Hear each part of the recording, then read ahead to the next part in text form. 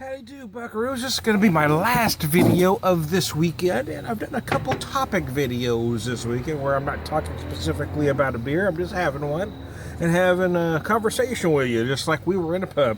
This is kind of how I like to envision my little videos anyway.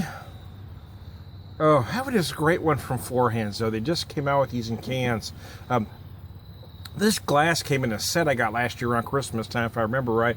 It had the glass, and then it had the chocolate milk stout, a peanut butter chocolate milk stout, and what was a blackberry chocolate milk stout, if I remember correctly.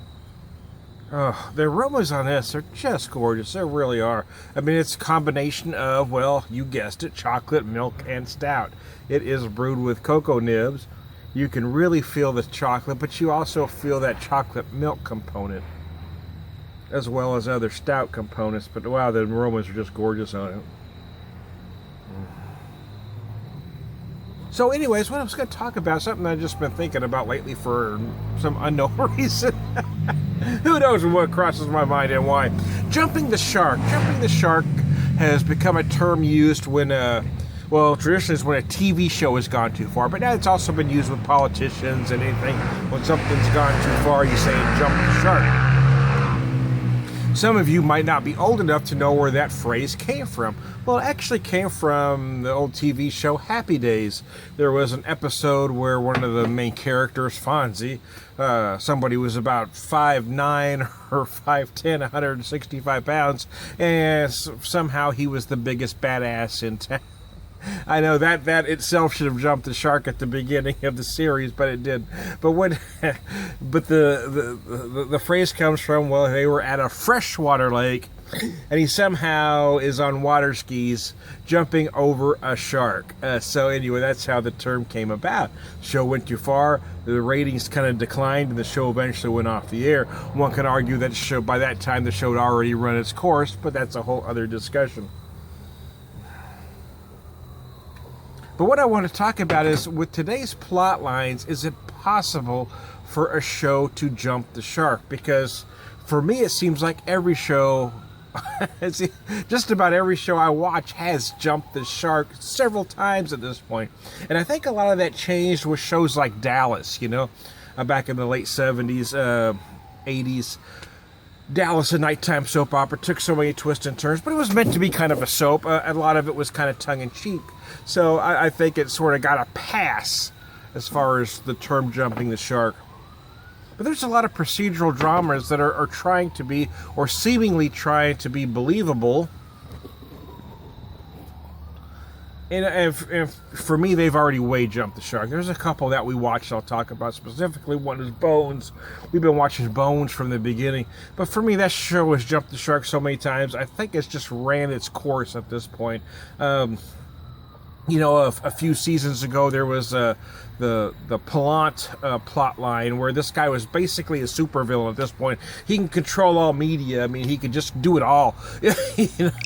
I mean, if you were in a bar somewhere, he'd be able to hear you because you had a radio on or something. It was just, and I know some of this stuff might be remotely possible, but this guy he could basically see around the whole world. He had a whole thing going on. It just became a little ridiculous. And then there was another plot line where one of the main characters, Booth, is framed, and this Black Ops team goes out to try to kill him, and he ends up killing all of them and then sent to prison. And then he somehow gets exonerated, and he's an FBI agent again. I mean, this stuff just couldn't happen.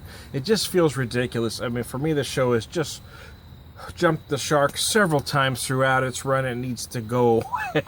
At this point, I still watch the show because, well, I followed it from the beginning. I always have to. But it's no longer a must-watch for me. Now it's one of those kind of cringe watches. What kind of stupid shit are they going to do now? And the same has gone for another show, Castle. We didn't start that one from the beginning. We started that one when we got Netflix, and then we kind of caught up to it. Now we watch it as it runs. But, again, that one's seriously jumped the shark, too.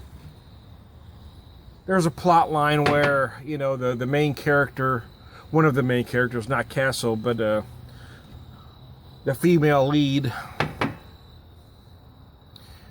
her mother was killed by someone at the time who turned out to took the money from whatever illicit things he was doing and became a senator, and he was like this evil genius, you know, and then he went to prison, and now the plot line is he was just killed in prison, and now her and Castle got married, but now she had to leave him to find out what else was going on. I mean, just the show has just got ridiculous.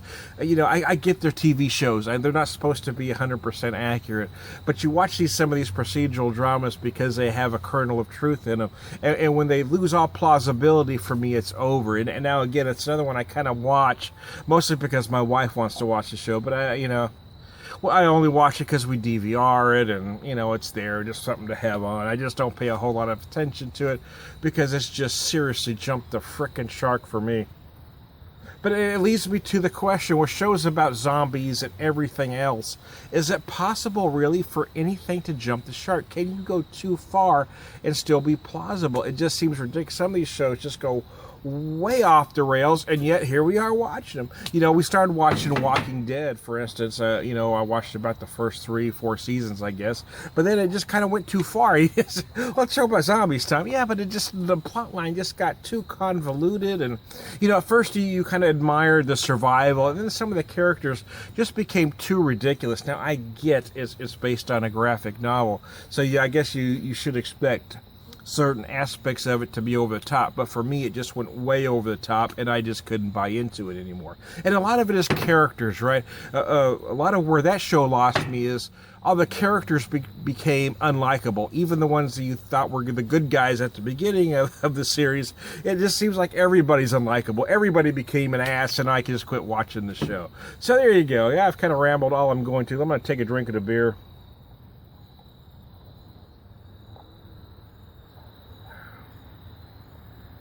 There are a lot of stouts. There's a lot of milk stouts. There's even a couple chocolate milk stouts out there. But I got to tell you, for my money, this is one of my favorites. I love Four Hands. I was able to visit the brewery with Jay and Davino from Pedal to Cause back in August. And it's just one of my favorite breweries. They do a lot of great stuff. Almost everything they do is just phenomenal. So here you go. That's my rant today. That's my pub talk. Jumping the shark. I'm having one of my favorite beers, Four Hands Chocolate Milk Stout. It's starting to cool down here. We're really getting to be fall weather, so it's perfect for this beer. And the sun's starting to go down on me, so I'm going to call it a day. This time, the Beer Whisperer. Thanks for hanging with me.